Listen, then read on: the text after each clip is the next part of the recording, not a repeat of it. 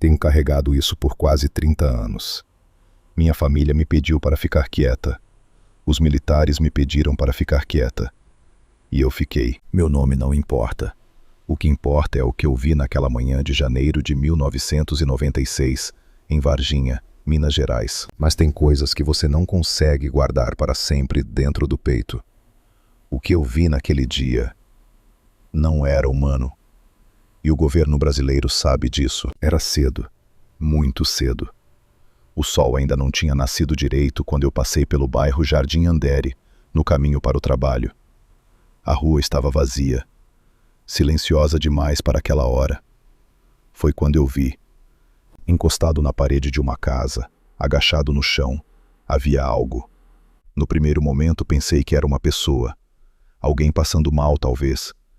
Mas quando eu parei e olhei com mais cuidado, aquilo não era uma pessoa, era pequeno, uns 1,20 m de altura. A pele era marrom escuro, quase preta, sem cabelo, sem roupa, com 3 protuberâncias na cabeça que pareciam chifres, pequenos, mas estavam lá. Os olhos eram enormes, vermelhos, e estavam me olhando. Eu congelei. Meu corpo simplesmente parou de funcionar. A criatura estava tremendo. Isso foi o que mais me perturbou. Ela estava com medo. Tanto quanto eu. Parecia ferida, desorientada, perdida.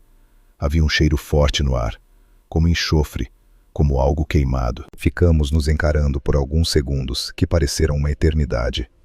E então ela emitiu um som, baixinho, quase um gemido, como um animal ferido. Eu corri sem olhar para trás. Corri até chegar em casa. Tranquei a porta. Fiquei sentada no chão da sala, tremendo, até o sol nascer de verdade. Naquele dia eu não fui trabalhar. E naquele dia eu tomei a decisão mais difícil da minha vida. Contar para alguém o que eu tinha visto. O que eu não sabia era que não estava sozinha. Naquela mesma manhã, 3 jovens, Liliane, Valquíria e Kátia, também haviam visto a criatura.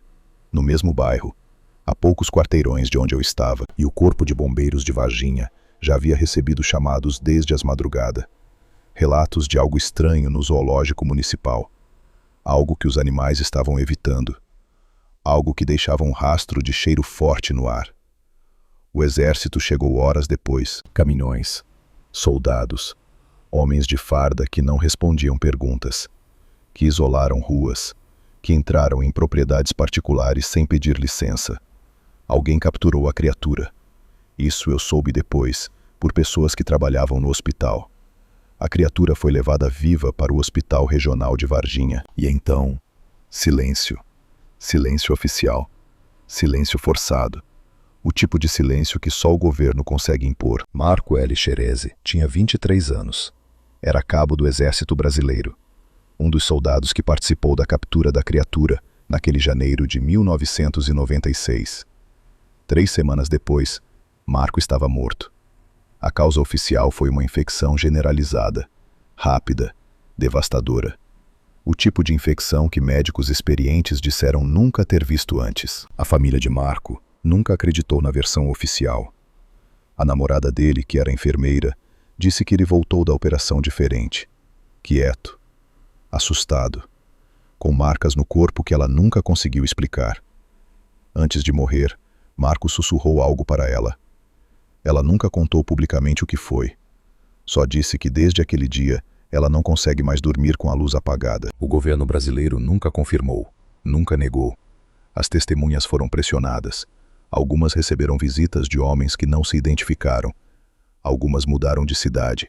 Algumas simplesmente pararam de falar sobre o assunto. O zoológico de Varginha perdeu vários animais nas semanas seguintes, sem explicação oficial. Pesquisadores que tentaram investigar encontraram portas fechadas, documentos negados, fontes que de repente não tinham mais nada a dizer. Em 2022, um ex-sargento do Exército decidiu falar. Disse que estava presente. Disse que a criatura estava viva quando foi capturada. Disse que havia mais de uma. Ele morreu antes de concluir a entrevista. Infarto. Com 47 anos. Sem histórico cardíaco. Eu tenho 58 anos hoje. Nunca voltei a andar por aquela rua. Nunca falei sobre isso para meus filhos. Nunca fui à polícia, nunca dei entrevista, nunca quis aparecer em nenhum documentário. Mas toda vez que eu vejo uma notícia sobre Varginha, toda vez que alguém menciona janeiro de 1996, aqueles olhos vermelhos voltam, grandes, assustados, tão assustados quanto os meus. A diferença é que eu consegui ir para casa naquele dia.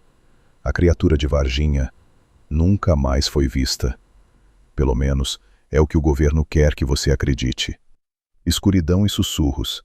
A verdade mora onde a luz não chega. Se você está ouvindo isso, talvez não esteja sozinho. Aqui, histórias não são apenas histórias. São ecos de algo que ainda está aqui, observando, esperando. Você sente isso? Aquela sensação de que algo está errado. Se você gosta de terror psicológico, mistério e daquilo que não pode ser explicado, então, bem-vindo. Escuridão e sussurros. Entre, se tiver coragem.